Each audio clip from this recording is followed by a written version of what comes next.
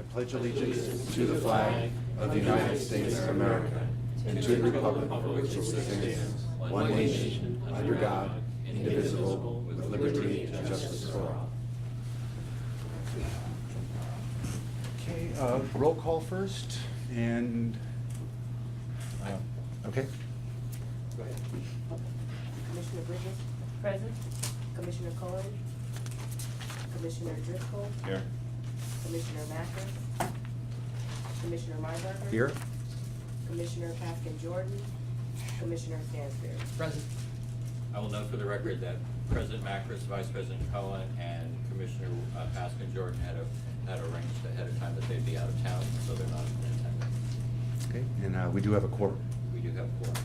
All right, let me begin with the public comment. Members of the public shall have an opportunity to address the committee on items of interest to the public that are within the subject matter jurisdiction of the committee, including items being considered today.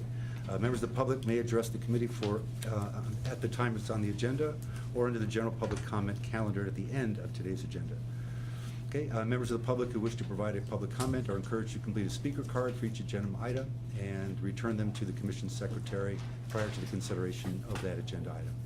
Would any member of the public like to address the board under public comments at this time? Hearing none, I'll close public comment. Item 1, if the chair could call. Review and approval to commit of an additional $50 million to Carlisle International Energy Partners, LLC. Mr. Okay, Coker. thank you, Jay. This is an item that has emerged from last week. We discussed it at last week's board meeting, and I'll turn it over to Art and Peter for further information. Thanks, Bill. So we presented to the board an opportunity to participate in Carlisle International Energy Partners. This is one of the most entrepreneurial and operationally focused teams under the Carlisle platform, given their industry networks, operating expertise, as well as their significant GP commitment of $200 million in aggregate, as well as differentiated nature of the strategy and the non-US focus of their target markets. We discussed with the board at the time the potential to invest a greater sum than was originally proposed. The board approved a $50 million commitment. We were informed by our legal team that procedurally we needed to come back to the board for approval of an additional $50 million. We just feel that this is one of the most unique and differentiated opportunities and strategies that we've seen in a long time, one that probably won't come back to us for a few years. And given that we'd like to pursue a broader real asset strategy, we think this is a perfect fund for which to consider upside opportunity. And so, available to answer questions about the opportunity. I know Commissioner Stanford was not here last week, and so happy to give you additional background if needed. But we'd like to request the additional capital. We had discussed also that, a larger commitment amount would enable us certain benefits, certainly guarantee us a limited partner advisory board seat, as well as perhaps some enhanced terms. Our leverage to negotiate these enhanced terms, I believe, is limited, to be frank with the board.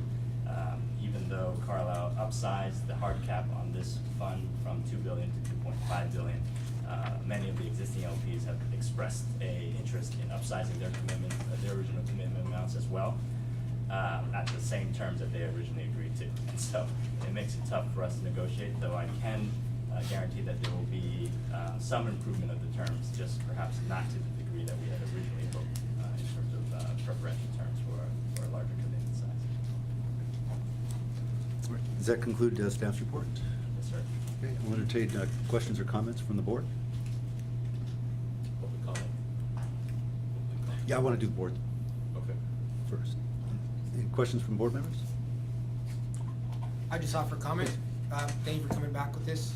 I'm glad that we are sort of working our way up the commitment. We're increasing our commitments, and we're trying to take a more active role in the funds that we invest in. So thank you for bringing this back.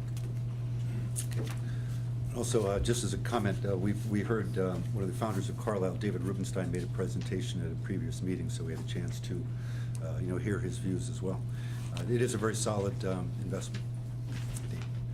I'll call for public comment. Members of, would anyone like to make public comment at this time? If not, I'll close public comment. A motion to, Joe?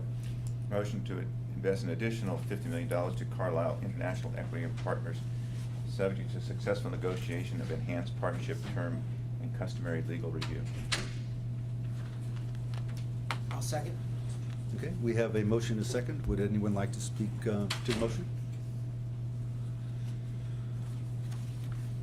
Okay, hearing none, I'll call for the vote. All in favor of the motion, please signify by saying aye. Aye. Aye. Any opposed? So ordered. Done. All righty. So item number 1 passes unanimously.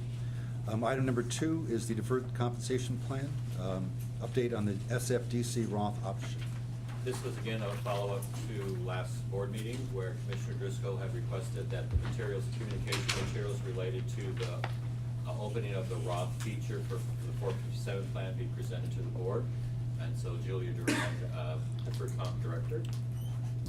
Thank you, Julia Durand, for Compensation Director. As noted at our committee meeting last week, SFDCP began accepting contributions into the Roth 457 beginning on May 1st. We received approximately 70 enrollments, and as of payroll yesterday, all 70 accounts were funded, which means that the transactions were successful. In addition, Prudential staff have been conducting information sessions on the Roth program, and we have provided for your review the frequently asked questions and information card that has been presented at each of these meetings to assist Prudential staff in explaining the difference between the Roth and the 457. And it has been very successful in helping participants understand it, and we'll let you entertain any questions you may have. Also included in your packets was an information sheet that was mailed, a postcard that was mailed to all current participants, and that was mailed out prior to May 1st. Okay. I'll take your questions. Great, thank you for your report. I'd like to open it to public comment. If any members of the public would like to comment on the deferred comp plan and the Roth plan. Hearing none, I'll close public comment. Commissioners, any comments, questions? This is just a follow-up from yesterday's Deferred Comp Committee meeting. The Roth has been an option that we've been working on for a while, and it's a nice additional feature which gives members more flexibility depending upon what their financial goals are. Indeed, and especially in a tax advantage basis. It's taken a while coming. I appreciate the efforts on this. I know it's a nice feature to offer the members. So very good. All right, it's just an informational item. Okay, thank you for your report. Appreciate it. The item next is on the terms of reference. I'd like to continue that to the next board meeting because 2 of the board members are here that were involved in that. Would it be possible to continue it to the next regular meeting? It was placed on the agenda at the request of President Macros. Oh, okay. Basically, we wanted to conform it to the provisions of, as referenced in the write-up of the, I'm going to say the Brown Act. The Brown Act. Okay. In that Section 2B, as Commissioner Driscoll had questioned at the last board meeting, seems to require a seriatim meeting of the president contacting each of the board members individually to find out what their priorities are. So he requested that we fix it and that we refer it back to the governance committee so the governance committee could figure out a more appropriate way for the board to ascertain priorities of the board members. Okay. So he had Oh, you requested. did, okay, in that case, fine. So, yeah, so I'm okay with that then. Would any members of the public like to comment on this? This has to do with the president of the board meeting with the individual commissioners. Just as a review, so it's called a seriatim meeting where you can't have a meeting of a majority of the board members, in our case, 4 members, to meet on an item. One board member can't reach out to a majority of board members to discuss a specific item that would potentially become an action item before the board. Okay. And Counsel, would you like to say some comments? That's correct. The director has summarized that correctly. And the only amendment is to strike the meet with each trustee within 60 days of being elected to identify their respective top issues for the audience. That's the only thing that's being struck. Okay. Okay, that's fine. Would any board members like to address the issue? Joe, since you were involved with this, would you like to say something? I think that legal clarification seemed to be necessary, so I'm ready to vote for it. All right.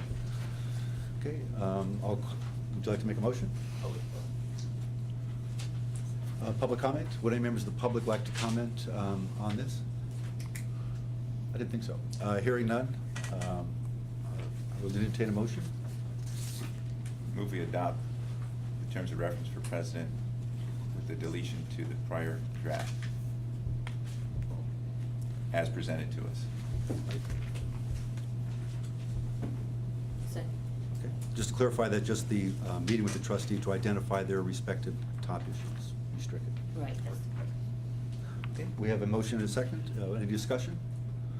If not, I'll call for the question. All those in favor signify by saying aye. Aye. Aye. Any opposed? The ayes have it, so ordered. Thank you, Commissioner. All right, moving on.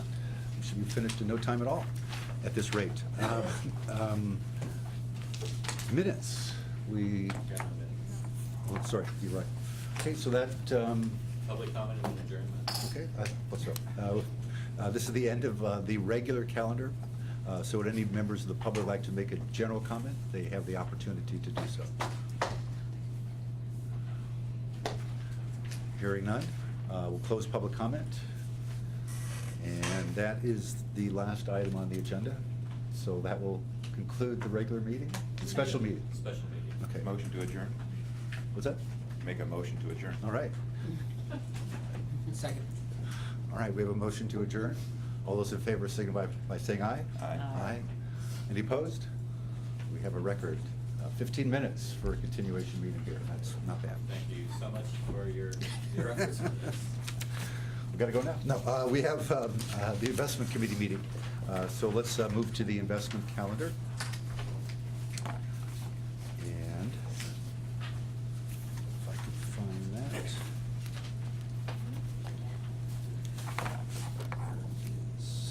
that. All right, here it is. Where is that? Okay, item one, well, tell me, I don't. Yeah, I know, I don't, can you have a, I don't know where my, I have the minutes. Do you have an extra copy of the agenda? There might be one. Oh, it's right there. here, I guess it's right here, beg your pardon. Does it say right here? Should say just investment. That's what committee meeting it does. All right. So, we'll call the investment committee meeting to order. We need a roll call also? Okay, so Madam Secretary, if you would make the roll call, please. Sure. Commissioner Macris, Commissioner Cohen, Commissioner Bridges. Present. Commissioner Driscoll, Here. Commissioner Myberger, Here? Commissioner Paskin Jordan, Commissioner Stansberry. Present. And again, I will make, excuse me, quorum is present, but I'll make note that Commissioners Cohen, Macris, and Pascal Jordan had previously provided information to us that they would be able to attend. All righty. Let me make public comments for the investment committee meeting. Members of the public shall have the opportunity to directly address the committee on items of interest to the public that are within the subject matter jurisdiction of the committee, including items being considered today. They may address the committee at any time on the agenda or under general public comment at the end of today's agenda. Members of the public who wish to provide public comments are encouraged to complete a speaker card for each agenda item for which they intend to address. Would any members of the public like to make any general comments at this time? Okay, the chair will recognize Michael Hebel. Commissioners, Michael Hebel, SF Police Association. I've had the wonderful opportunity to review Mr. Coker's memorandum of May 21st, 2014, and found it extremely well written. And I had some issues with only one of his 6 recommendations, and that's the recommendation that has to do with the hedge fund strategies. And here is a concern I'd like to bring to the commissioners. Mr. Coker had given you an assignment 3 or 4 months ago when he took over. He gave each of you a copy of the 2009 edition of Pioneering Portfolio Management by Mr. Swenson, who's done a remarkable job with the Ivy League portfolios. So when I looked at Mr. Coker's recommendation with regarding hedge funds, I had read the 2000 issue a long time ago, but I hadn't read the 2009 issue because in between, he came out with one called Unconventional Success, a Fundamental Approach to Personal Investment. And I had read this one quite extensively. And what caught my attention was in this publication, which is an individual investor like myself, Mr. Swenson is absolutely against the use of hedge funds. And he explains it extremely well, why hedge funds for an individual investor doesn't work. Now, with institutions, he takes a different approach. Because not only his hedge fund, his endowment, but of course Harvard, Stanford, Yale, and Princeton, they all use these. So I went back into my file that I keep on Mr. Swenson, and I found an article in the Wall Street Journal dated January 9th, 2009. Let me put the context. The Great Recession started in October of 2007. Went all through 2008.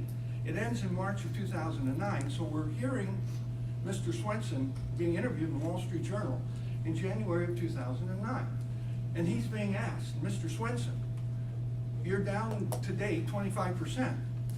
Your institution is being dramatically affected by this because you can't produce the results. What happened? And he explains what happened. Now, of course, that's January. His fund went down even much more than that and only began to recover in March. So that caught my attention because I know one of the justifications for using this is that you're going to mitigate risk. Well, I'd like to bring Mr. Swenson's case before you in that he might have lost less than he would have had he not had alternative investments. But he certainly suffered, as did his institution and the endowment, an enormous amount of financial pain. In the article he says, you cannot replicate what I do unless you do it carefully. You must find the top 10% of managers of hedge funds in order to be successful. He then goes on to say, in his endowment, he has 30 to 40 people that are dedicated to alternative investments. And he says, that's what you need. He says, you cannot look outside. You must have an inside bench that is as best as you can get it. And he says, why? Because everyone else in this field who wants to do well with hedge funds is doing the same thing. They're looking for the best talent, and some are going to get it and some aren't. And he says, if you can't get the 10% best hedge funds, you're not going to do well. So I bring that to your attention because I am concerned about the use of hedge funds, the introduction of the use of hedge funds, not opposed to them, but very concerned about the manner in which they will be done and introduced based on Mr. Swenson himself. Thank you. Thank you, Mr. Ebel, for that public comment. Mr. Ebel is very well read, incidentally. He actually enjoys reading these investment textbooks. Would any other members of the public like to make comment? If not, I'll close comment at this time. All right. Item 1 is the review and approval of the minutes of the March Investment Committee meeting. So here they are in front of us. So you're right, we have prepared minutes, and we would ask for your approval of the minutes. All right. Members of the public will have the opportunity to address on this item. Would any members of the public like to make any comments on the minutes? Hearing none, I'll close public comment. Any comments on the minutes? No. Move adoption of the minutes. Okay, it's been moved and seconded to adopt the minutes. Any discussion? If not, I'll call for the question. All those in favor signify by saying aye. Aye. Aye. Any opposed? The ayes have it, so ordered. Item number 2. We have an educational session presentation by God Capital on real estate investment opportunities in the United States and China. And I'll turn it over to Mr. Coker. Yeah, thank you, Jay.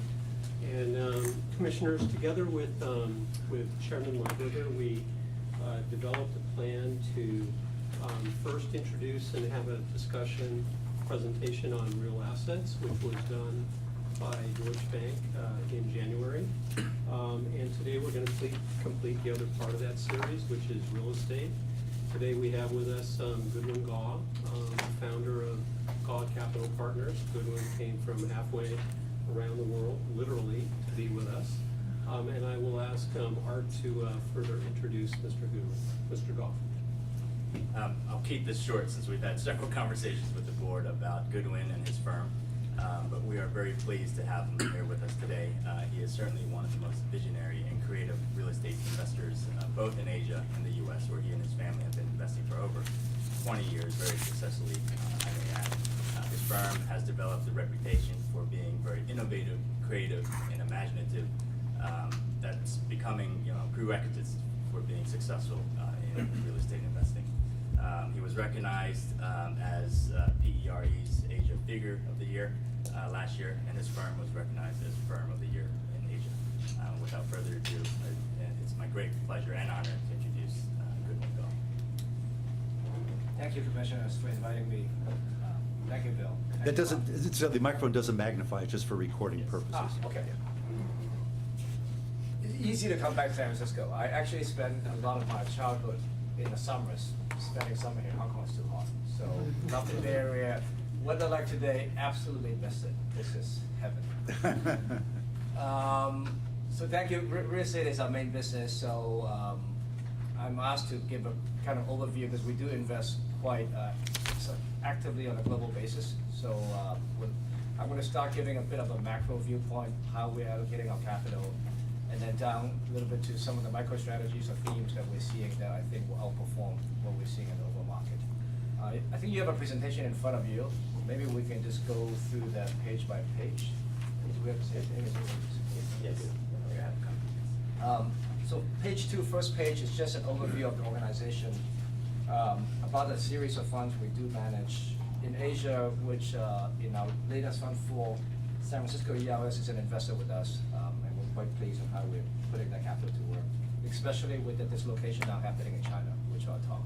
In our business, we want dislocation. When there's volatility and dislocation, usually that's where you can find the opportunities. Obviously, US is near and dear to me. I started my business in the US in '95. I got educated in the US. In fact, my graduate study was done not far from here at Stanford, just down the road. And my wife went to Berkeley. So we know there very well. Quite a few investment in this particular town. Big fan of San Francisco. And I think with the rising of China and Asia, San Francisco will only play a more important role going forward, and economically will also benefit.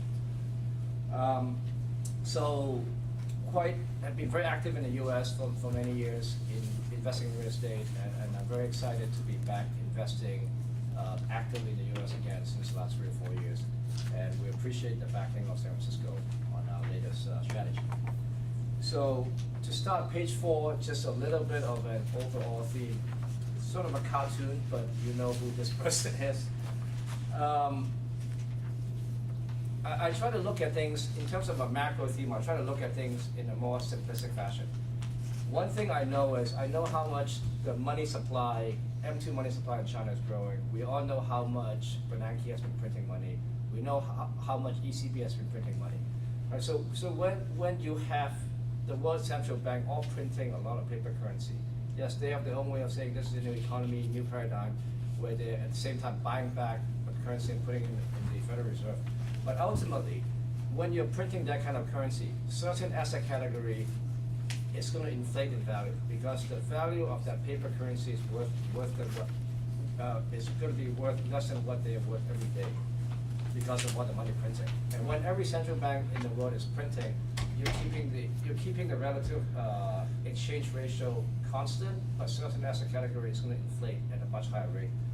Even though our economists are telling us inflation, on a general sense, what it costs you to eat, what it costs you to buy toothpaste, is all roughly similar. So inflation is relatively mild. But partly of that is because China has been exporting inflation to the rest of the world by very, very inexpensive manufacturing. Now let's turn to the next page. Right, so obviously, I think with all the money printing, with money being worth what they are, less than what they're worth from yesterday, a lot of that money, people with capital are actually putting a lot of their money into real estate, into commodities, gold in particular, and also into fine art, into artwork.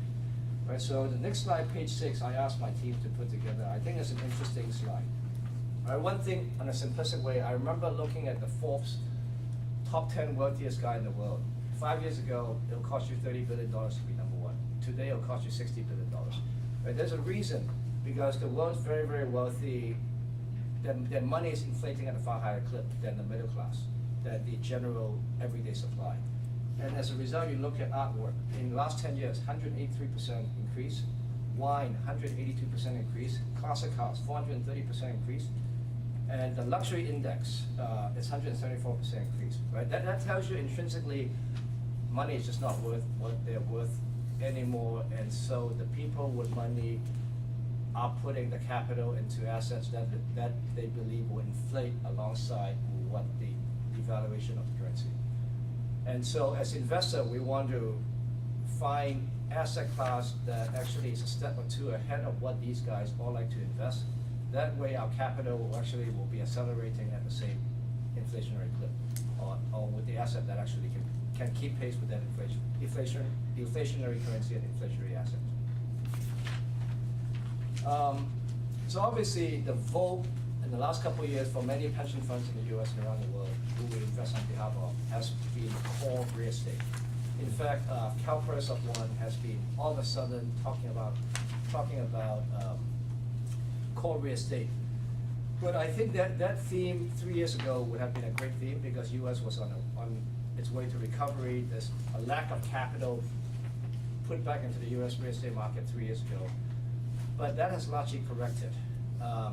So why are all the institutional investors interested in core real estate? The simple reason, because core real estate is basically a combination of fixed income, which is, it offers you a bond-like return. By definition, core real estate means long leases, office buildings, simple to manage, with high credit worthiness tenants. So you don't need sophisticated managers to manage core real estate. You can own it directly, and they're large, and they're scalable, and it offers a bond-like return, but it offers an inflationary hedge, because as interest rate goes up, as the economy goes up, your rent will likely go up. However, you also have to be careful. If you are just focusing on investing in core real estate, 3 years ago would have been one thing, but now that most of the key gateway markets like New York, San Francisco, or Chicago has largely recovered to 2007 level, if you're still chasing core real estate at much lower return now in the 4 to 5%, many of these assets are tied up with long leases, right? So if the economy starts to recover, necessitating a rise in interest rate, your income is still stuck for the next 6 to 7 years, while your cost of funds are going to go up. So you have to be very careful at matching your revenue and liability, right? If you're buying a core asset with 6 to 7 year duration of income, with certainty from a Wells Fargo or JP Morgan, you better make sure you actually match the debt side, so that an increase in cost of debt in the next 3 years doesn't caught you upside down. So I think core real estate for institutional investor is still a good place to put some capital, but you got to be very, very careful to pick the asset class, and be very careful to pick the cities. Page 9 is a chart I asked the team to kind of group the key gateway cities from both an international point of view and from a regional point of view. You look at the 3 top gateway cities, international gateway cities, would be Hong Kong, London, and New York. And the reason those 3 cities are that I group it together because those are the 3 cities where international capital flow. So whether it's money from Russia, money from Middle East, money from Asia, anywhere someone with money that wants protection, wants to be in real estate, they will go to one of these 3 cities. As a result, you look at the yield on those 3 cities. Despite different currencies, despite different dynamics of those cities, they track relatively similar from the yield you get versus the cost of debt. Right? But then you look at the regional gateway cities. That's where the divergence happens a lot. It's a lot more interesting. Paris, obviously, it's very, very expensive, but the cost of debt is very, very low. Frankfurt, same thing. These secondary regional gateway cities don't quite have the liquidity of the tier 1 gateway cities. As a result, they do trade at a wider margin. Well, one thing that surprised me a little bit myself also, obviously I'm a big fan of San Francisco. We have been investing for quite some time. One thing I've noticed, San Francisco on a capital value point of view is actually very low. Right? The best of the best building in San Francisco today, you can still buy for about $800 US square foot. Half of Paris, 1/3 of Singapore, half of Tokyo. So it's interesting, it may mean there's more room to grow, but also San Francisco historically have always been a little cheaper, or quite a bit cheaper versus some of these other regional gateway cities because of the volatility. San Francisco is one of the most volatile, bigger market because the economy is heavily dependent on tech, and technology is also heavily dependent on venture capital, the capital markets. So when the capital is abundant, people have an easy time raising money. So as a result, it's booming. But then it goes from boom to bust quickly. So I think that high volatility is also why the prices are cheaper. But I do think San Francisco being the gateway to Asia, for Asia investor coming through San Francisco to invest into US and the rest of the US, that volatility may actually decrease over time. So San Francisco could very well, as a core investment location, could very well, actually, at least in this chart that I had my team looked at, I said San Francisco sticked out in maybe being more attractive for core investment. Otherwise, I think Shanghai and Beijing are very interesting. From a value point of view, it's very inexpensive on a per square foot basis. Rent point of view is about 1/3 of Hong Kong. It's about 40% of Tokyo. It's about 1/3 of Singapore. So there's a lot of room for growth, and these are the key gateway cities to China. And China today is already the second largest economy in the world. Somewhere in the next 10 years, on a pure GDP basis, will overtake the US. Next slide, historical cap rate. As I mentioned, I think core real estate, you gotta be careful because interest rate is basically as low as you can have. And from a historical point of view, cap rates have also gotten very, very low. And so interest rate essentially have nowhere to go but up. And when cap rates are this close or this low, a 0.5% increase in interest rate is gonna actually affect 20% of your income flow on a leverage basis. So just have to be careful. So anyway, so core, I think for core real estate investing, you gotta pick a city, you gotta pick a region, and you gotta pick the right asset class, and you gotta make sure you match your income versus liability. But I think there are other thematic schemes that you can, and also actually for core real estate investing, you don't really need managers like us because it's pretty easy for large pension fund like yourself to be able to direct capital yourself, especially if San Francisco is a target, it's in your backyard. So that's pretty easy to deploy. I think where we can add value are some of the themes, some of the thematic strategies that we can execute that requires more day-to-day management and more expertise in what we do. Good, can I just ask a quick question? I didn't quite hear. Every 1%, a 0.5% increase in rates causes, Yeah, every 0.5%, let's say, was it 4%? I didn't get what the number was. it could be 20-25%, depending on how you leverage, right? Because right now, in some of these deals, you're buying at about 4.5% to 5% income. That's your yield. And then you're leveraging about 3.5% to 3.75% roughly. So your positive spread is about 1.25%. And then you usually borrow about 50% of it. So if all of a sudden your cost of fund goes up by 50%, about 25% of your income will be eroded, Thank you. potentially. So obviously you can try to match date it. If you buy a building with a 10-year lease from a Wells Fargo bank, and you can match that with a 10-year fixed rate loan from a bank, which you do pay a high rate, so your spread is gonna be smaller, but then you are safer, you won't run into the mismatch issue. Okay, thank you. Well, do you ever buy collars on your loans? You can buy collars on your loan, but it's fairly expensive, and then you can only buy for year to year, every 2 years or 3 years, so it's shorter date. If you're gonna buy an asset that you're gonna hold for 10 years, you might as well, and you have 10-year lockup income. I think it's more important to lock up your debt side versus your income side. That way, if the market improves to a point where interest rates are going up, then likely your leases will actually, your rent will increase also. But the collar on the debt, on the interest rate, you can only go out 2 years?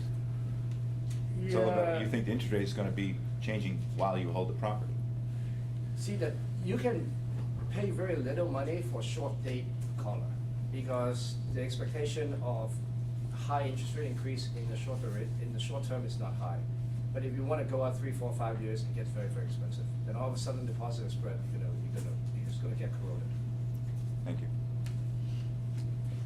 One thing about China, obviously, that's a main market we're very bullish about in the medium to long term. And being a practitioner on the ground and being one of the largest players on the ground now, I'd like to just give a little bit of our view on what we're seeing on the ground versus what you're reading in the newspaper. We do love the fact that every day you read the paper these days, it's very negative, the paper, from a Western press point of view. Without that, we wouldn't have the opportunity, right? It's precisely because of that, why there are interesting opportunities on the ground. But I'll go back to a little bit of a fundamental.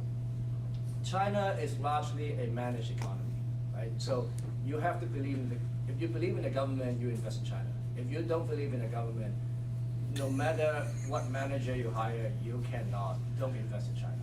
I mean, ultimately, if you believe that in 50 to 70 years, when the ground lease expire, that they're gonna take back all the assets, then no matter what I do, what we say, you should not be investing in China. Ultimately, everyone's landlord, 1.4 billion people's landlord is the government. But the government is also easy to understand. They have one simple goal. The goal is social harmony. So social harmony means they want to manage the economy so that tomorrow, every day is a little bit better than yesterday. When things are going too strong, they will put the brakes on. When things are going too slow, they'll put the accelerator on. But it's a very big ship. So every time they put the brakes on, they overcorrect. And every time they put the accelerator on, they over-accelerate. Right? So in those times of overcorrection either way, when you actually do get a lot of opportunities. Right now, we are probably 2 to 3 years into, well actually we're 4 years into correction cycle, right? They put on the accelerator in 2009 to take the country out of the global financial crisis. And since 2009, they have been putting the brakes on to cool the property market, to cool the economy. And really in the last 12, 18 months have we finally seen biting. And the way they typically cool is by taking away liquidity in the market, by telling the banks not to lend. When that didn't work, they tell the banks that you can only lend to the second mortgage or the second home that people buy. Then they come out with policies where after the second home, no family can buy another residential unit. And then that actually led to a lot of divorces. People say, okay, I need to buy more homes, so I'm going to divorce so I can each buy 2 units ourselves. That actually, honestly, God, 2 years ago when they introduced that policy, Shanghai. The wedding bureau actually had 680 people in that first hour just lining up to get divorces so that they can buy more units. It's but that's China for you. So we are about 4 years into this correction cycle. The liquidity is largely out of the market. It is creating volatility, which I think it's going to. But ultimately, and I'll go through in a few more slides, so I don't want to speak ahead. But the fundamental is still very, very strong in the medium term. What is different this time, you see and you start reading, is this new government, we've had the fortune to meet them. They are about 1.5 years into the new 10-year term. Xi Jinping is the strongest government we have seen in terms of confidence and power. And so what that means is they actually know China needs to go through a structural reform. And page 13, I wrote down a few points. Where China, last 20 years, the miracle has been due to the factory flow to the world.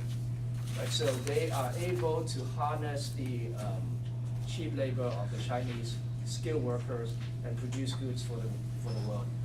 In the result, exporting deflation to countries like US and Europe. And in a big country to India, right? India always pride themselves on saying they skipped the Industrial Revolution and went straight to the Technology Revolution. But when I go to India, I always ask the politician, I said, Industrial Revolution in China, hire a lot of low-skilled labor, take people from no income to middle-class income because it takes low skill to manufacture those goods. Technology Revolution, IT Revolution, it's all high-skilled labor. You have 1 billion people in India. I don't know how you're going to employ that kind of people in a technology when you skip the Industrial Revolution. But on structural change, right, so China, the new Chinese government, everything they talk about, it's all about domestic consumption. They want to figure out how do they take the economy from a fixed asset investment-led GDP growth model, which is factories, infrastructure, roads, real estate projects, which is credit fuel. So historically, they tell the banks to lend, GDP goes up because local government builds road, people build real estate projects, power plants get built. But then it's unhealthy because, let me think, 10 years ago, every dollar of credit was giving $3 of GDP growth. Today, every dollar of credit is only giving 30 cents of GDP growth. Right? So it's no longer working. So this is not sustainable. And they know the only way for the economy to be sustainable and every day a little bit better than yesterday is to take it to a consumption-led model. To take people off saving 70% plus of the income and spend the money to stimulate the economy. And so everything that you are seeing they're doing now is increasing spending in education, increasing spending in healthcare, putting more money into the pension system so that people feel more secure when they retire and so that they can save less and spend more to stimulate the economy. And in that new economy, somewhere in the next 10 years, real estate will play a smaller role in the new balance. So this change will obviously lead to volatility, which will lead to opportunity. The next chart is an interesting one, page 14. In 2000, fixed asset investment is about 34% of the country's GDP, while domestic consumption is 49%. Now it has shifted. In 2012, this is counterintuitive because they have had to drive the GDP growth with a lot of credit. And so a lot of credit went into building roads, building infrastructure, so the GDP pie became a lot bigger. But at the same time, because they're driving so much of the GDP growth with credit and with fixed asset investment, that number actually went up a lot while domestic consumption actually went the other way. So this is a problem that they're gonna try to fix in the coming terms, and you'll see all the policies pointing towards that direction. Obviously, we have had a separate presentation to the investment team about our strategy in China. And our strategy directly in China is actually very much catered to domestic consumption. Retail sector, logistics sector, middle class housing, but that's a separate topic. And one thing, page 15, is an interesting word. I always like this word. It's a Chinese word. These two words combined means crisis. But when broken apart, each word has its own independent meaning. And in Chinese, that's how they put together word and sentences. It's quite remarkable. Obviously, go back thousands of years. The first word is danger. The second word is opportunity. So what the Chinese think is, when you put danger and opportunity together, it's a crisis. But also, a crisis also means danger will lead to opportunity. So it's interesting. I don't know how good the picture is. One of these pictures is actually the wedding center, the day that they were all trying to get divorces. No ability to buy beyond the second home. But in China, despite being on the ground, despite investing now on our Fund 4, despite having repatriated a lot of money inside and outside of China, sending money back to investors, the scale is still remarkable. We have one project in China. It's a outlet shopping center outside Beijing. It's not very big. It's 500,000 square feet. And we built it with an Italian partner who specializes in that world. I don't know where the closest one in the Bay Area would be, but these would be an hour outside the city where their Prada, Gucci, all the hot brand, but for outlet, to sell goods that are sold in main store that are excess inventory. So we built one outside of Beijing, thinking our budget was year 5, we would hit $200 million in turnover. We'd get maybe 2 million unique visitors by year 5.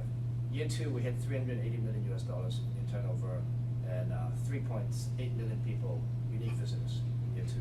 It's just scale of China, when you hit something right that people catch us on, the scale is remarkable. So you have to take advantage of that. Just a few pictures about Xi Jinping. He is China's president. It's the first time in history that the head of the Communist Party got both the title of the head of the Communist Party as well as the head of military at the same time. Right? Hu Jintao, the last president, actually had to wait 4 years before he got the head of military. So it tells you, despite the fighting factions behind the scene that we don't see, it's actually quite united behind him in terms of how strong and popular and confident he is. And obviously, he is unusual for a Chinese president to actually know how to use the media. Right? He goes out. In fact, I had dinner with C.H. Tung, who was a former chief executive of Hong Kong. He's now in charge of the Sino-Chinese relationship. And so he was telling me that this is probably, despite a lot of the public rhetoric, in terms of President Obama and President Xi Jinping, is probably the closest two leaders have been in the past 3 or 4 generations. Mutual respect. So he's good with diplomacy, he's good with PR, he knows how to use the media. And I don't know if you remember, there was, right before he became president, he sort of disappeared for about 4 to 5 weeks. International press was trying to figure out, did he have a health issue, did he hurt his back?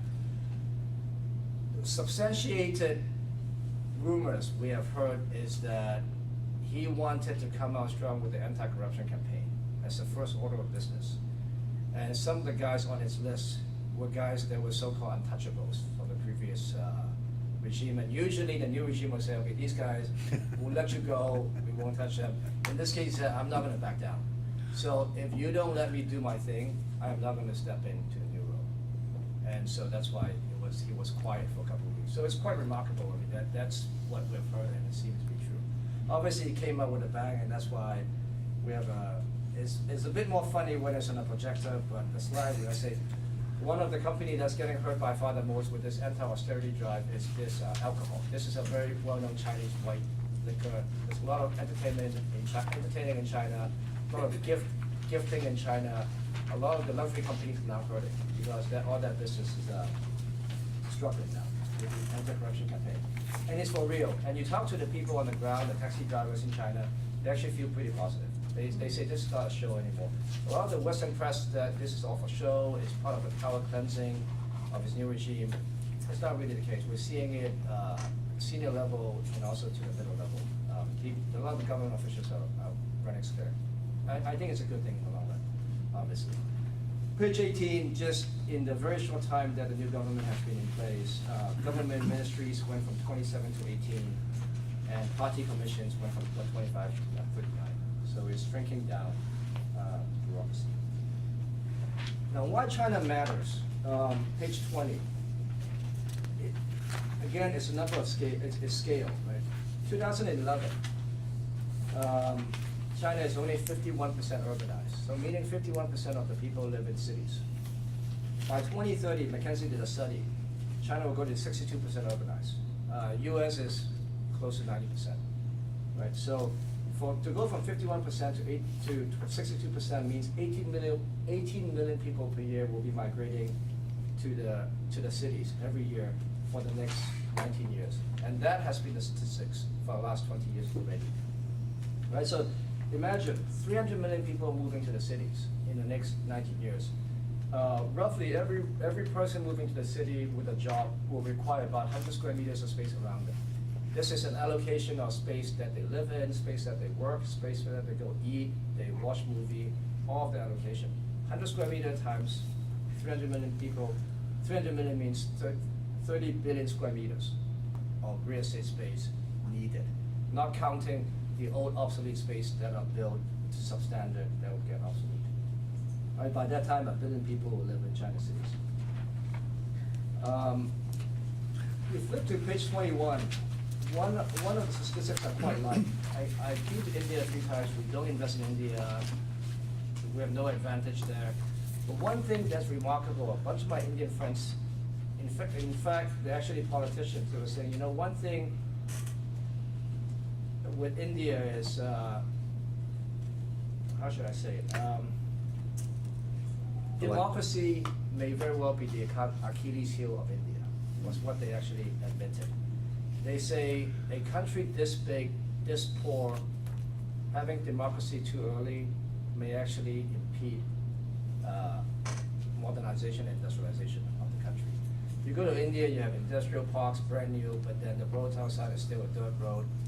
Corruption is so entrenched that they don't call it corruption anymore, right? It's an expedition fee to the guy hooking up your gas line, hooking up your electricity line. So India is a tough one, and obviously we're not Indian, so there's no advantage there. But one thing, if anything, I look at China versus India.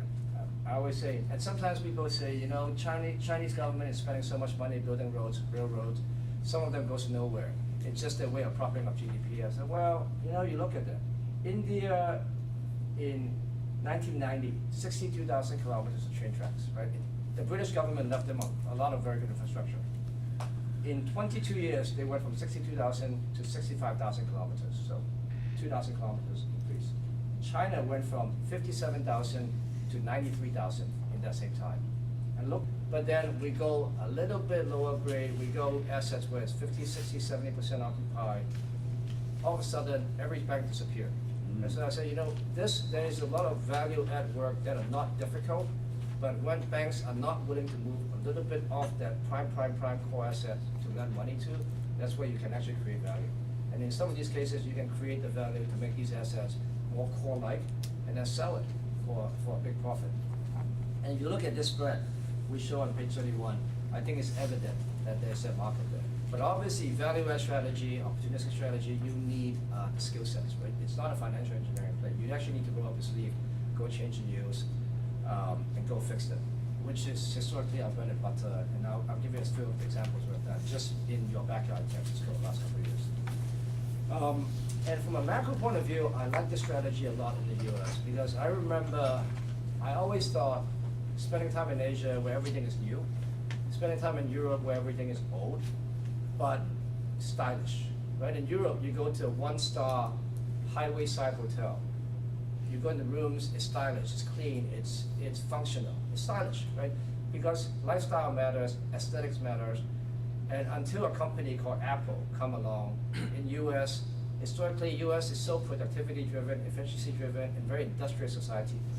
So everything is about practical and function, rather than style and aesthetics. And Apple said, people will pay premium for stylish products that are functional and looks good. And so, and you look at the younger people today, I find this remarkable. I was talking to a sociologist, one of the university, when I was giving a talk. He said, in the old days, it's all about getting a job out of college first. That determines what city you move to. Young people today, it's always about what city I want to go live because of lifestyle that suits what I want before they figure out what they do. Right? So it's really changing. So I do think lifestyle matters, and I think that, and you look at all the tech companies coming up, it's all on this theme. And that's going to drive how we do real estate projects also. And that's really our theme. I really believe this new direction will create a lot of opportunities for someone who can think outside the box in what they do, even in the boring, more mundane real estate world. Right, so page 33, it just, what is creative office? In a way, it's shared space, it's collaborative environment, it's also on-site amenities. We bought an asset last year in the Mission District. Right? I love the Mission District. In fact, my thesis is Mission is going to outperform South Market in a very big way in the next 5 to 7 years. Because Mission has the eclectic nature. You have immigrants, you have manufacturing, you have warehouses, you have offices, you have residential. And that mix create an authenticity around it. The streets are small, it's walkable. And so I always thought, and it's funny enough, this has been our thesis the last 2 to 3 years. And so we have been buying it in Mission District. But about 2 weeks ago in Financial Times, there was an article about these two Irish, very successful Irish tech entrepreneur doing a payment system. They just got a big funding from one of the Silicon Valley VC. And they say they are moving out of South Soma to Mission because South of Market is all, you have to drive to go anywhere. The streets are too wide to walk. In Mission, they live there, they can work there, they can walk the street and then walk out and have lunch and go to the bar. So I think that eclectic nature of Mission is strong. And it fits the culture of San Francisco and the vibe of San Francisco very, very well. So that's one of our theses. And but creative office basically means it's collaboration, collaborative environment. And you see this building we bought called the Hams Building in San Francisco. It's worth a tour. Some of these spaces we have obviously typical open ceiling, concrete floor, but it's wide open offices. The CEO, chairman of the company, is sitting alongside with the people, and then we have a restaurant in the lobby, and a big part of the lobby is actually just seats with the restaurant serving the lobby. So different tenants are hanging out in the lobby, collaborating with each other, even though they work for different companies. And that's gonna be the trend. By more and more of these creative buildings, you're gonna have more and more common area that is collaborative environment, so a product designer and an architect and a designer can actually talk to each other in the same environment. And there are some new concepts coming up in New York where they are actually even, you have to be a member to even rent space in the building. But membership is curating people, different people from the creative industry, tech, music, product designer, fashion designer, in an eclectic mix in an office building where they're renting space. So it's kind of neat. There are a lot of trends going. You start hearing about it. You can watch. You're going to see it. The Ferry Building is kind of like that. Ferry building is a little bit like that, yeah. Ferry building is actually a really, really well conceived project. And I'm glad they didn't go after the change, right? It's all about local artisans, and that's critical. And if you go to one of the buildings worth visiting, it's easy for you guys all to visit, it's Heath Ceramics in the Mission District. It's open to public for tour. It's a production facility for Heath Ceramics, which is a very high-end stoneware ceramic manufacturer. Open a manufacturing plant in Mission District. And the back part of the space, they chop it up into small little spaces and they're renting it out to local artisans. So one of the tenants is actually operating these antique printing press, but making invitation cards by hand, right? Not by hand, but by these old style. So it's bespoke, wedding invitation, birthday card invitation. Another one is a small fashion retailer, make these little beads on clothes. So it's San Francisco, it's that neighborhood. That's why it's authentic. Page 34 is just a few of the deals we've done in the US. Hollywood Roosevelt is an interesting story. It's actually in Los Angeles. It's my deal number one. That's the transaction that got me started in my business.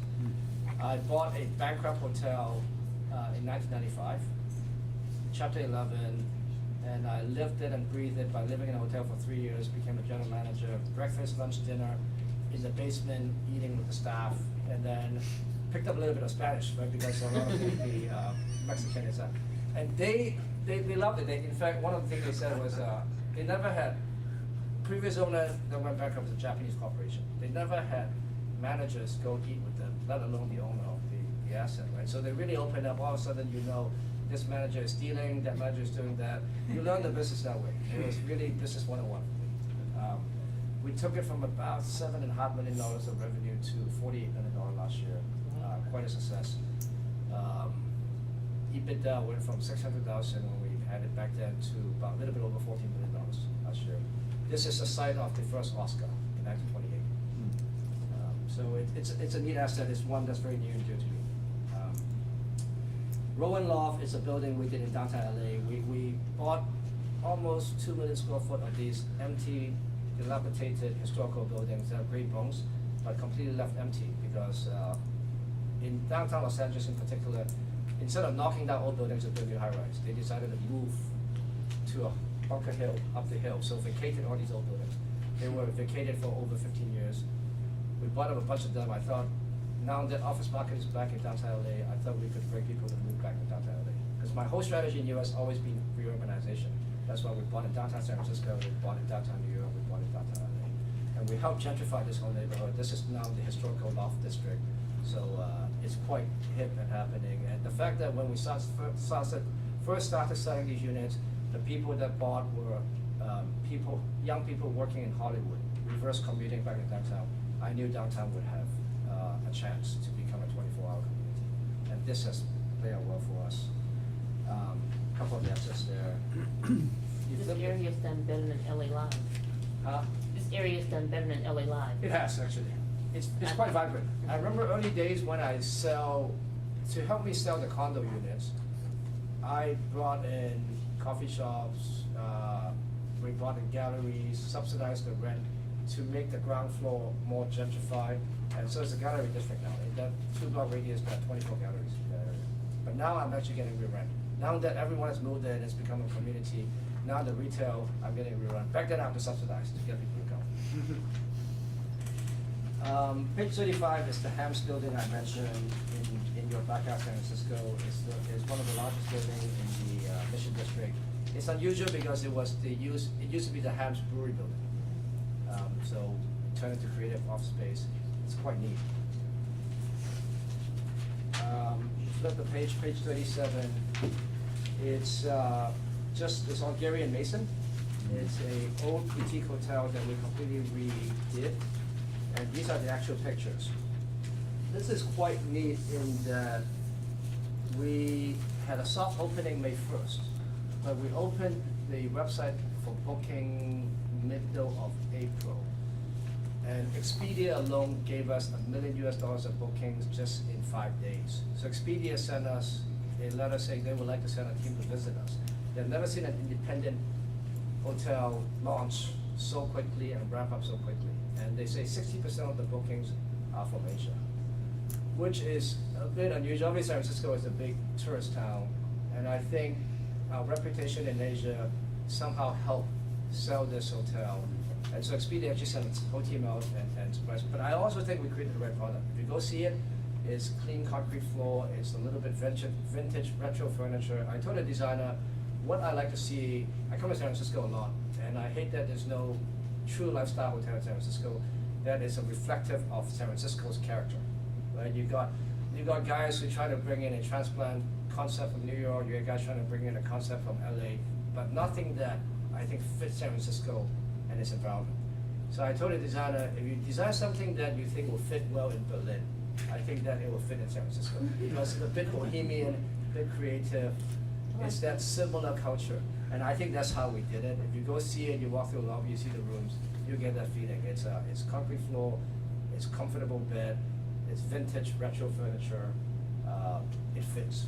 I always say, these projects, if they somehow, a visitor not in the business go in and say, this fits the neighborhood in a cool way that's leading the neighborhood to the next direction, then we will likely be financially successful in that project.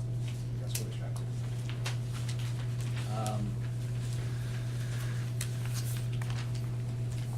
So one of the key investment of the U.S. Value Add Fund, and I think it's a neat idea, it's page 40, is there's a lot of, and I think quite a few of your managers have been putting capital to work in student housing, right? Because they like the demographics, there's money, parents spend money, student housing.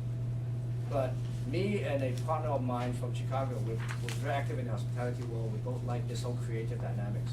We sat around and I said, tomorrow I actually have to go to East Lansing, Michigan to see one of my LPs. And it's gonna be a painful trip, I'm gonna have to stay in a Motel 6. It's a long trip, can't do a day trip. So we're just talking, I said, why aren't there more stylish hotels, especially when some of these Midwest, Big Ten, SEC conference universities have such fanatic alumni following.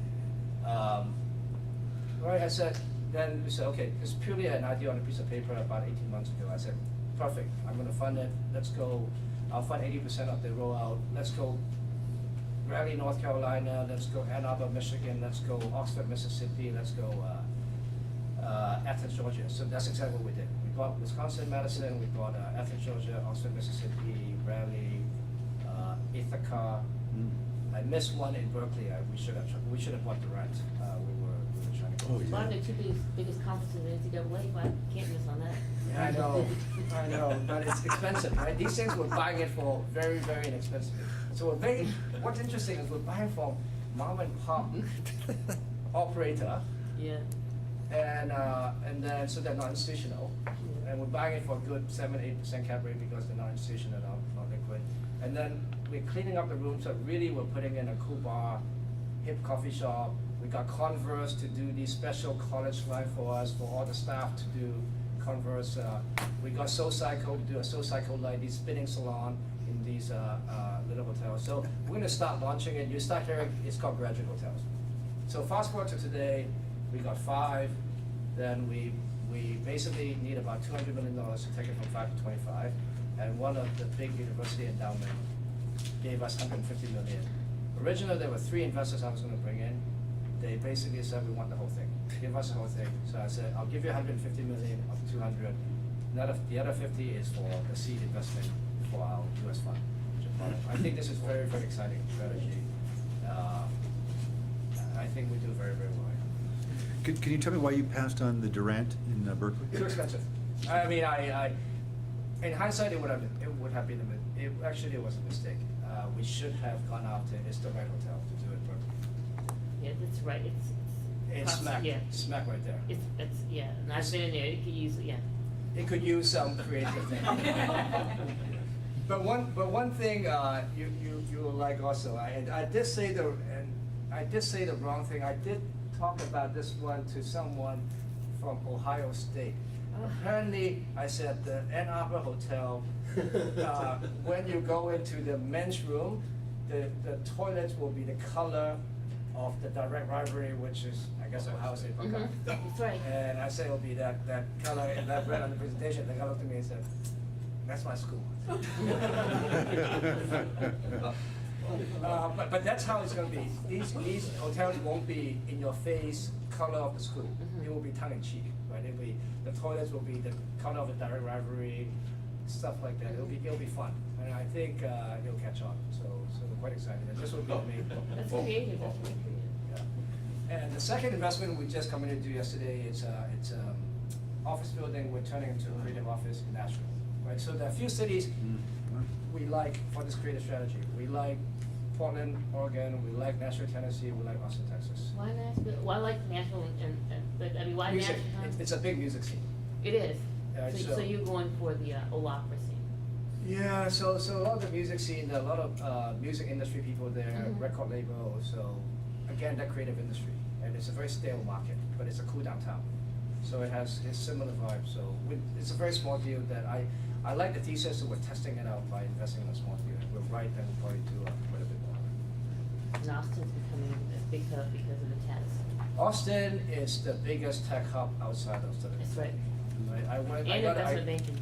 Absolutely, I got to visit. The only trick with Austin is, and only trick with Texas in general is no zoning, right? The Mhm. lack of zoning makes it very, very difficult.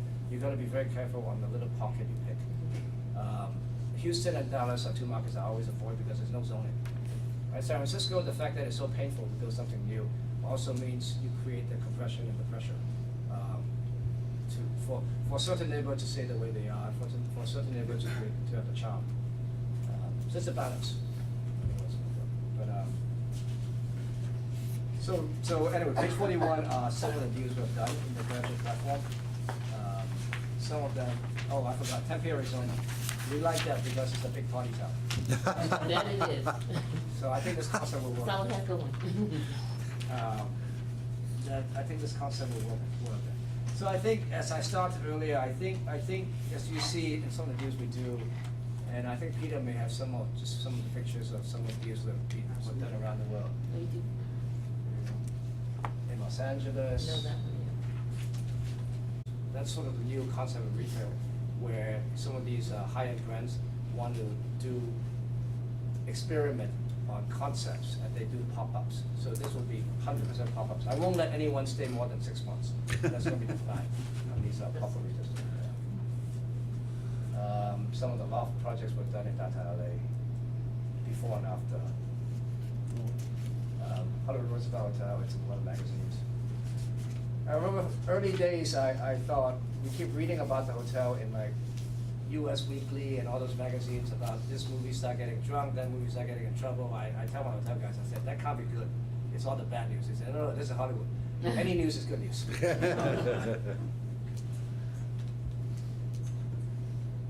This is one of the buildings in downtown LA. This is a little old office building we converted into a boutique hotel in Beijing, actually. What's subsidy number, In Beijing? This is Chaoyang district. It's the People's Stadium area. Yeah.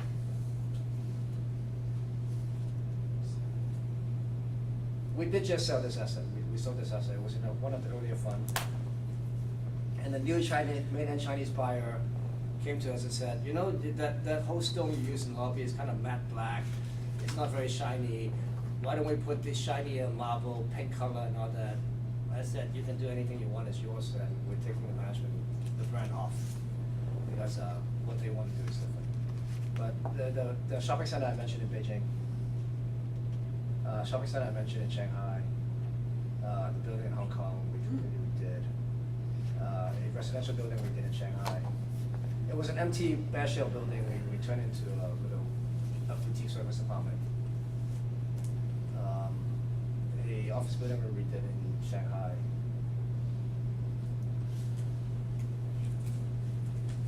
Some of the housing developments we do in China.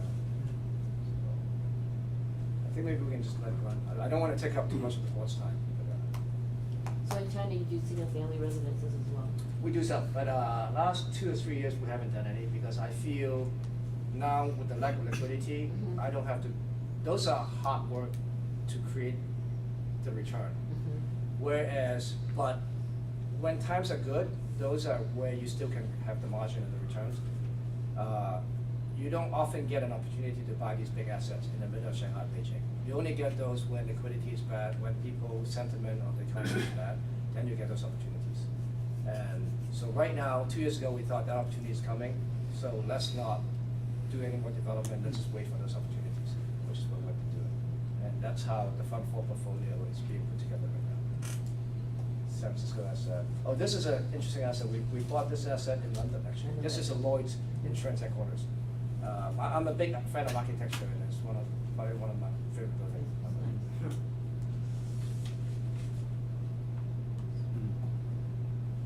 By the way, those very assets are some of the assets San Francisco ERS or pension fund like yourself should actually consider.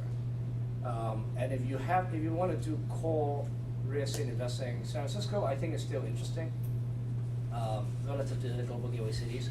London is actually also very, very interesting because in London, these leases are truly triple net, long leases, and the cost of funds are much lower. So it's one of the widest spread of any big markets I've seen. Those big buildings we bought for our pension accounts from Asia, we're buying those assets 5.5% to 6.5%. Truly triple net rate, and we're borrowing at about 3.2 to 3.3%, locked in, duration. With local funding in London? Yeah, local funding. Very, very, very competitive. Interesting, this is an expensive real estate market. It is. So, thank you for the board, for the support and the partnership. We really look forward to at the end of the day, I always say San Francisco is near and dear to our heart, and the fact that we have the support of San Francisco ERS means extra pressure for us, and it really means a lot. We really appreciate it. And please, any questions? Happy to answer. Great. Thank you very much. Joe? And the topic was sort of opportunities in general. So I'm trying not to ask specifically about golf since we're now an investor with you, but the issue about exiting. Do you have rules for exiting? Obviously, we don't get our return, or we don't make our profit share until we sell, right? So we're always very focused on exit. So your question would be exiting on the. And do you have rules? When we hit a certain rate of return, then we're out? We want to return capital? The rules are more, it's a time frame, right? So the funds are, we try to exit, historically, in our previous funds, we've exited anywhere between year 3 to year 7, right? These are usually 7-year dated fund. So it's less of hitting the return, because at the end of the day, if we are trying to create value, you don't want us to sell an asset year 2 at a 30 IRR, but at 1.4 times multiple. If I know the risk is already done, we've done the work, now the building is stabilized. If I know waiting 2 more years will get me from a 1.4 times to a 2 times, but IRR drop from a 35 to a 25, you would want me to take the 25 and 2x multiple versus 35 and 1.4, right? Because the work is upfront. All the hard work is on the buy and the fix. You buy and fix it, and you see the market with momentum going up. So we are much more focused on delivering total return. At the end of the day, my paycheck is also based on portfolio, and at the end of the day, my alignment of interest is with you because I don't get paid until the very end. Right? We don't get deal by deal carry. It's a portfolio carry. It goes to the very end. So we are very focused on exit. But at the end of the day, we want to make sure the terms are structured so that we are aligned. Right? So my incentive has to be perfectly aligned. Let me ask a follow-up question. It's a very good question. You talk about exiting China, because is there an issue getting your money back out of China? It's actually, it's a misconception. It's actually easy to get the money out, but hard to get the money in. Ah. They don't want your money in. They actually want your money out. When you sell something, they want your money out quickly. Because there's too much money trying to go into China. because everyone is trying to bet on the currency, thinking it's a one-way street. So to stem the one-way flow of money, recently they've actually intervened in the market for the first time by actually forcing the currency to devalue by almost 2% in the last couple of weeks, just to send a signal to the hedge fund guys out there, saying that it's not a one-way street. If you think this is easy money, I'm gonna make you pay. Yeah, just watch the foreign exchange curve, you can see it Correct. every day. You have a question? You have a question? No, thank you, great presentation. I just have one then. Thank you very much. Very nice presentation. I just want to talk about ghost towns. Everyone that thinks about China, they're building, it's the, forget the highways to nowhere we have in Alaska, but it's more of the ghost towns. Can you comment on that? Yes, it's worth a visit. If any of you have time, there's no better education than spending 3 days. We have a lot of investors come through where we provide education tour. By and large, there are true ghost towns in different parts of China, but I would say every 10 of these projects you visit, similar 12, 18 months delivery ago, 8 to 8.5 of those projects will be occupied. Right? Ghost town ideas is there are two phenomena in China. One, the reason why people buy homes is it's not, by and large, not speculative investment. They buy home because they don't trust the banks. So historically in China, in all Chinese society in Asia, when people have money, they'll buy multiple flats because they feel safer that the money is in the units than in the bank actually. Right? So it's a storage of value. That's one. Secondly, there's a cultural phenomenon in China. It's called naked marriage. So two young people, if your daughter is marrying a guy who doesn't have a property under his name, either parents help him buy or he doesn't have one, that's a naked marriage. It's sort of a cultural embarrassment for the daughter's family, right? That's two. And then thirdly, in many of these secondary third-tier cities outside Shanghai and Beijing, the developers like us deliver products that are bare shell. So outside is all finished, the windows are all in, the landscaping is all in, but inside is bare concrete. So the toilet's actually a hole in the wall, a hole in the floor. And then electricity is dubbed out, gas line is dubbed out. Because different culture, you may be selling them a 3-bedroom, 2-bath plan. They may actually only want 1 bathroom and have more bedrooms, right? They chop it up themselves. So many of these projects, it takes you 12, 18 months before they actually get occupied, even though it's fully sold. But there are also true ghost towns, and by and large, those would be in commodities-rich cities like Ordos, Mongolia, where the government gave them a quota, say, I want this amount of GDP growth. And historically, they only know how to build the GDP growth by building stuff. Right? They're done building the roads, let's build housing projects. And those cities have a lot of money, but not the demand. So those are the cities where you do have true ghost towns. But otherwise, by and large, you look at outside of the key 8 to 10 big gateway cities, a lot of the secondary gateway cities with population of 6 million to 8 million people, the urbanization rate are 20%, 25%. So most people still live on the outskirts rather than the city. So there's a lot of demand for these people who live in the city. And the way we have been investing in these other smaller cities is we follow the train tracks, right? There are 6 to 8 cities between Shanghai and Beijing on the high-speed trains where the high-speed trains stop. Then all of a sudden you are 40 minutes away instead of 3 hours by drive away. So those cities will develop over time, factories will move there, and the urbanization ratio will flip in those cities. Thank you very much. I'd like to open it for public comment. If any members of the public would like to make a comment at this time. Okay, what's that? Hearing none, I'll close public comment. Any other commissioners would like to ask any Just questions? a quick question. Please. First of all, thank you very much.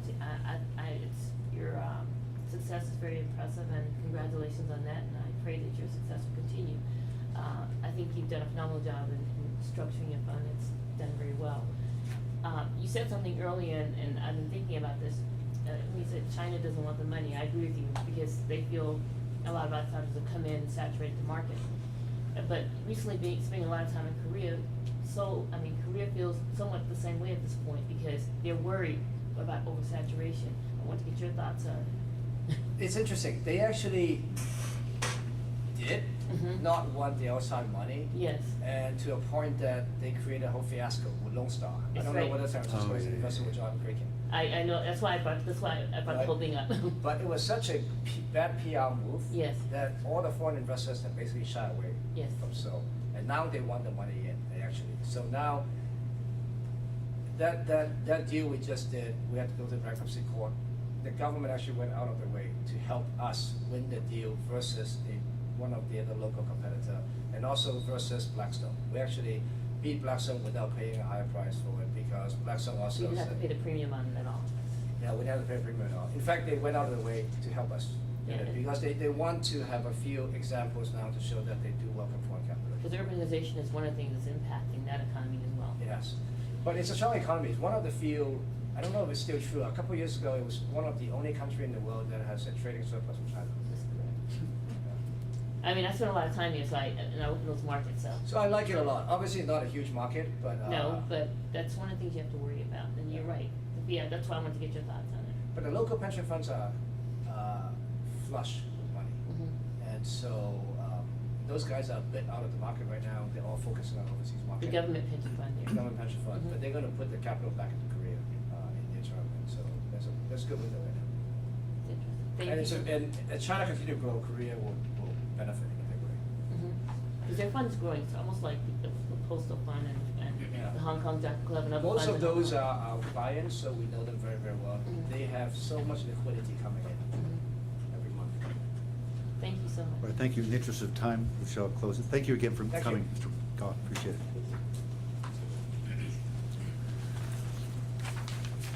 David Swanson is a very smart man.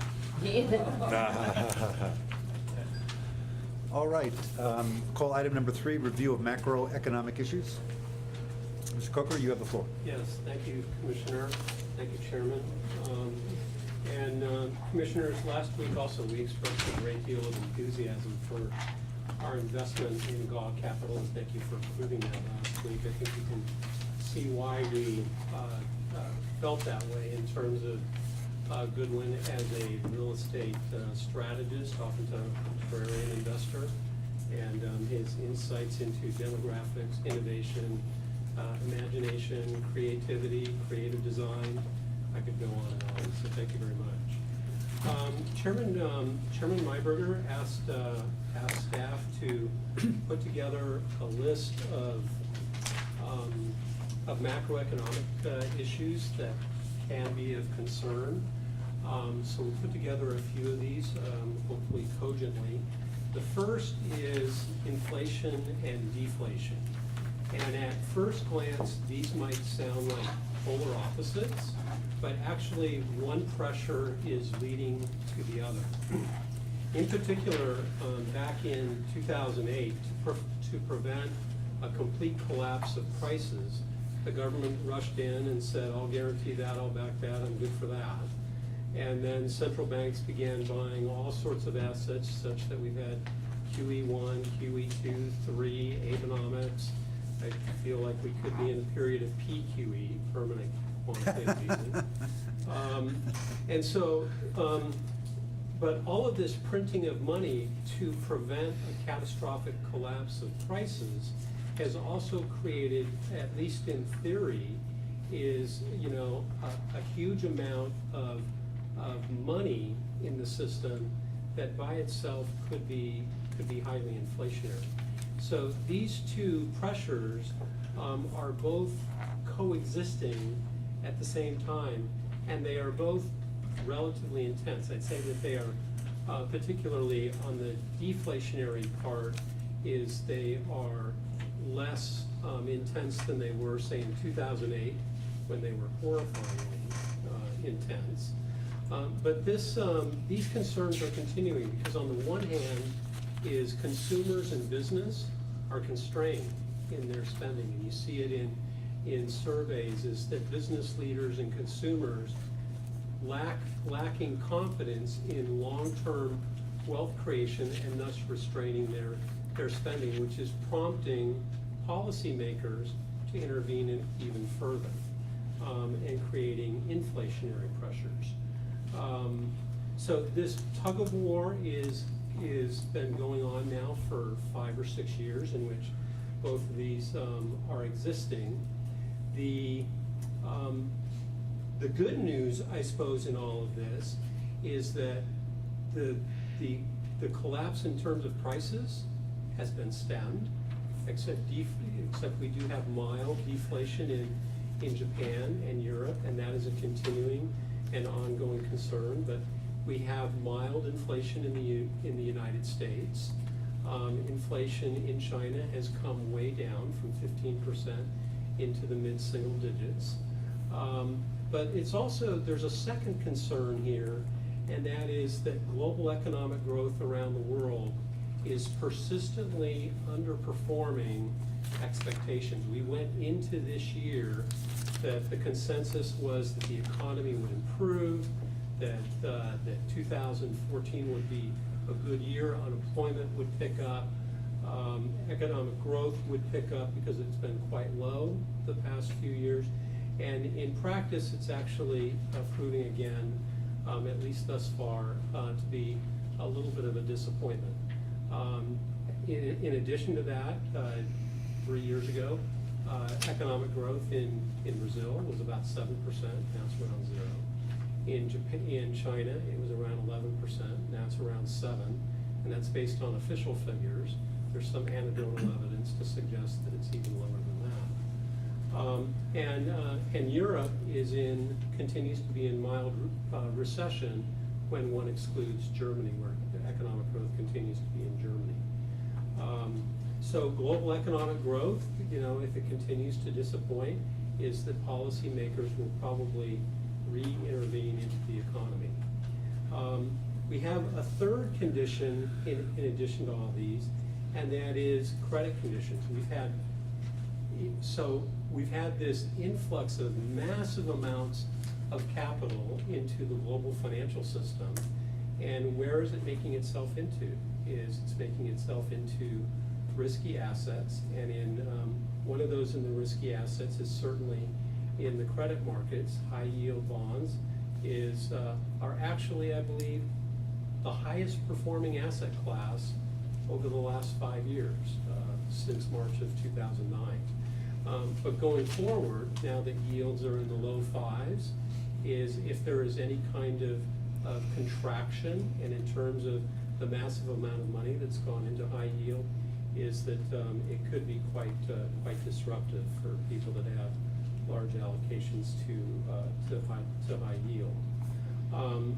Interest rates are also a concern, is that there has been an expectation of an inevitable rise in interest rates.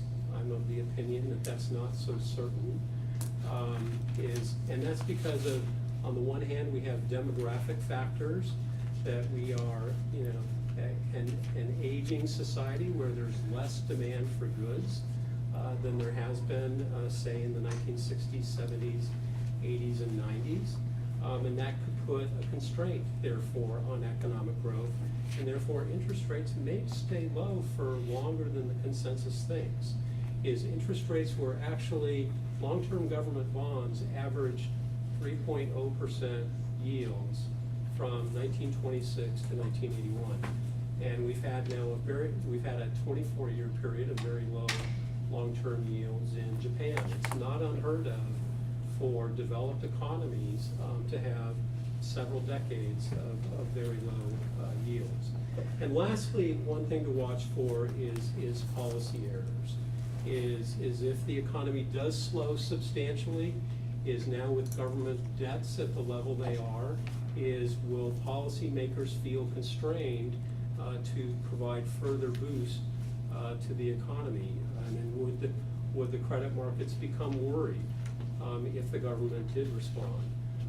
Would central banks feel that they are further distorting fundamental values by rushing in with QE4 and QE5? If they did not act, that would arguably be even worse if the economy softened significantly from this point.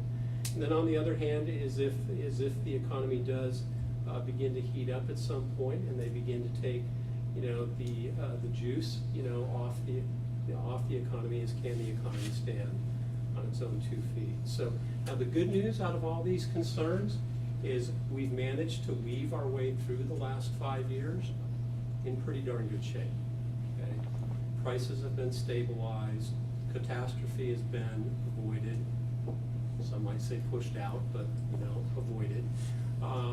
The concern about the survivability of the euro, which was a huge concern in mid-2011. Right now, that is not an issue.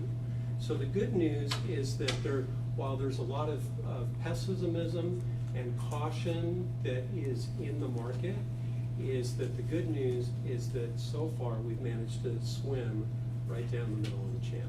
So, but all of these dangers are lurking to our left and right and behind us and in front of us. Okay. Any questions or comments? You got my attention on the interest rates. Yeah. Well, first of all, you said the average was about 3, but I just want to, they got as high as 16, 17, 18 in the early 1980s. Right. Yeah, they've averaged Right. 3, but it's Oh, still I shut. meant from 1926 to 1981, they averaged 3, and then they began to. Yeah, soar. they were gigantic. Comment, well, what is your view on interest rates? From listening to your, I'm sorry, we've lost a quorum of the committee. oh, that's right. Apologize for the interruption. No, you're absolutely right.